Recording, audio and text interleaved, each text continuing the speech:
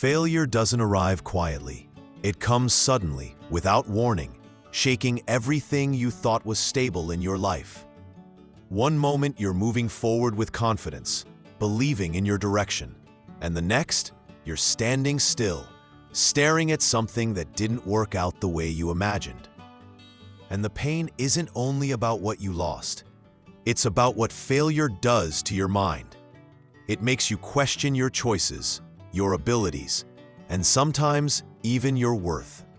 It whispers doubts that grow louder at night, telling you that maybe you're not built for this. Maybe you were never good enough to succeed. But here's the truth most people never hear. Failure is not proof that you're weak. It's proof that you had the courage to step forward when others stayed comfortable. If you failed, it doesn't mean you lost your value. It means you took a risk, and risks always come with the possibility of falling. Before you can rebuild your life, you have to face what happened honestly.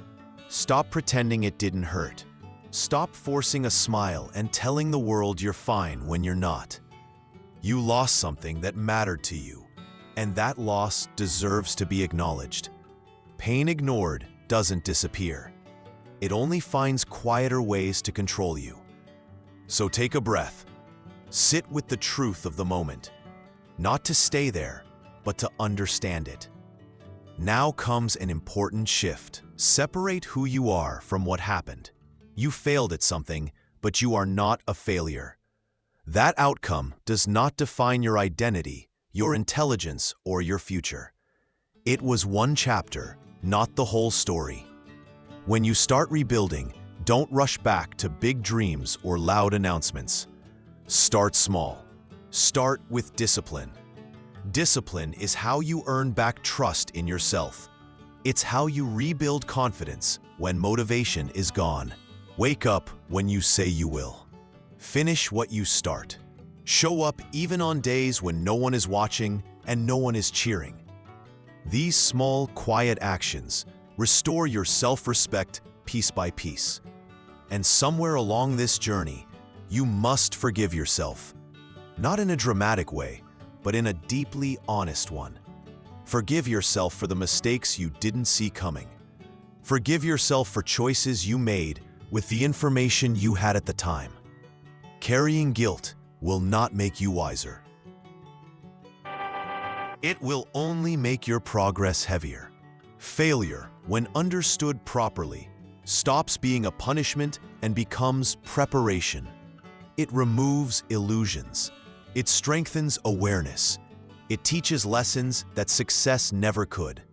The version of you that failed is more experienced, more grounded, and more capable than the version that never tried.